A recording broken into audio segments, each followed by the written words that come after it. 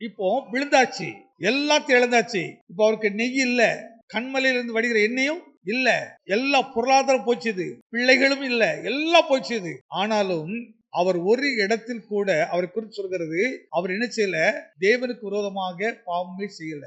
ஏன் செய்யல?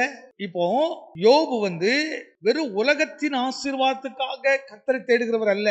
வெறும் உலகத்தின் ஆசீர்வாதத்தை வைத்து கடவுளுக்கு அவருக்கு ஒரு அன்பு கிடையாது.